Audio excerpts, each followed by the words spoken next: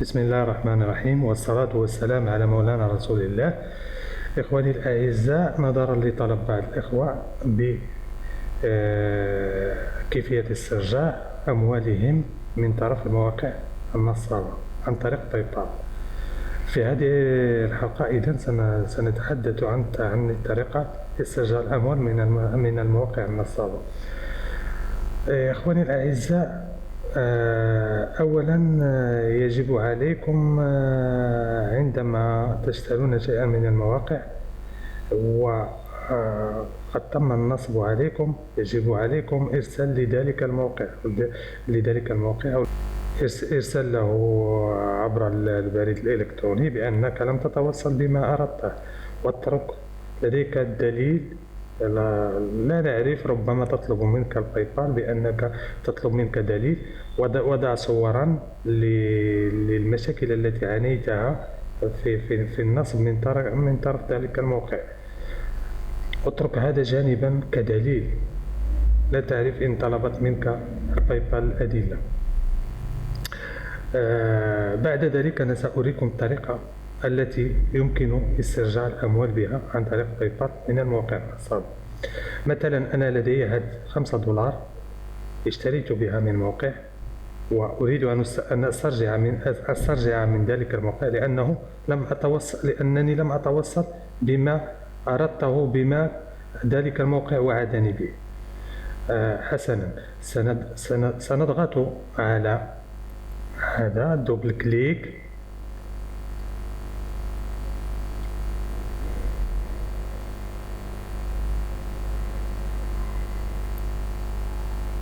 نضغط عليه هكذا.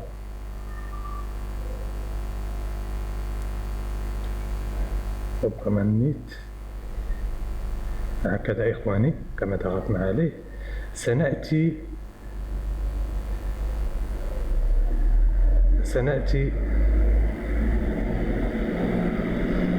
إلى هذا الخيار الأول، سنضغط عليه كما تلاحظون معي. هذا الخيار الأول نضغط عليه، تأتينا صفحة أخرى. عندما تأتينا هذه الصفحة سنضغط على هذا الخيار الأول، لتيش كونسيرنون ان اوبجي، سنضغط على كونتيني.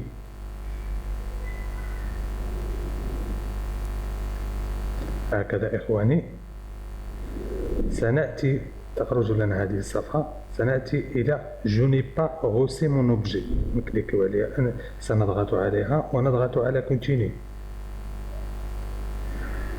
ستأتينا هذه الصفحة، سنضغط على هذا الاختيار سيرفيس، وهنا سنضع رسالتنا إلى باي بال.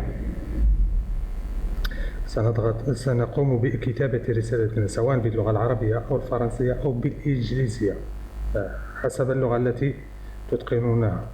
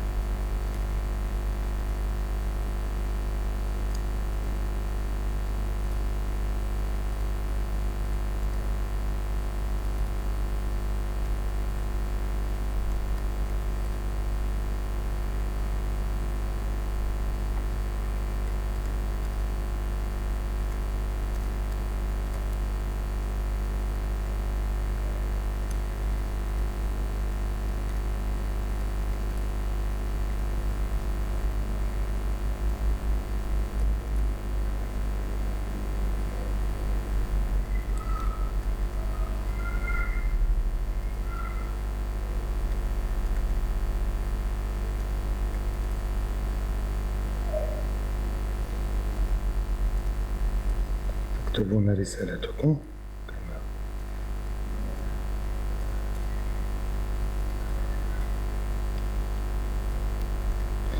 هكذا.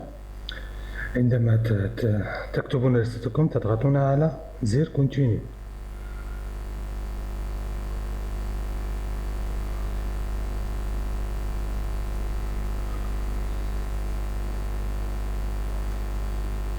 هكذا قمنا بإرسال رسالة إلى باي بال باسترجاع أموالنا من هذا الموقع. وهنا يقول لك accéder aux gestions de litige، يعني إذا أردت أن تدخل إلى الليتيج اللي عندك الذي لديك. أنا لدي 2. الأول هذا، الثاني هذا. الأول هو الذي وضعناه قبل قليل، وهذا يمكن أفيشي، تضغط على أفيشي لتراه. هنا يعطيك كأنك تتكلم مع الإنسان، مع الموقع الذي اشتريت منه. يعني ممكن كتابة رسائل معه، إرسال رسائل، وهذه الرسائل يراها بايبال ويراها المشرف على الموقع.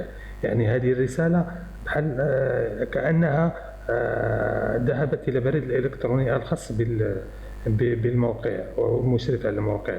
يعني ممكن إرسال رسالة أخرى عندما يجيب لك. إن لم يجيب لك ممكن إرسال رسالة أخرى، وعندما عندما لا يجيب لك يأتيك هنا تحت هذه القناة، يأتيك بأن ممكن أن تحوله إلى ريكلاماسيون de la part de PayPal. يعني تنتظر لبضعة أيام، تأتيك هنا أيقونة ممكن الضغط عليها وتحويله إلى ريكلاماسيون de la part de PayPal، وبايبال سيتكلف بعد ذلك بالأمر. هكذا إخواني، هذا هو الطريقة التي يمكن القيام بها. يعني يمكن أن أرسل هكذا كما تلاحظون. On n'a pas aussi votre objet, généralement le meilleur moyen de compte c'est passer adresse au vendeur avec régler le problème au fournisseur service. Vous pouvez transformer ces litiges en réclamation en toute le 28. Le 28 et 16 2. entre le 28. Nous sommes نحن اليوم في 27/1/2016، يعني غدا إن شاء الله 28، ما بين 28 و 16. يمكن إن لم يستجب لنا صاحب الموقع بما كتبناه سنقوم بتغييره إلى ريكلاماسيون سوليتيج.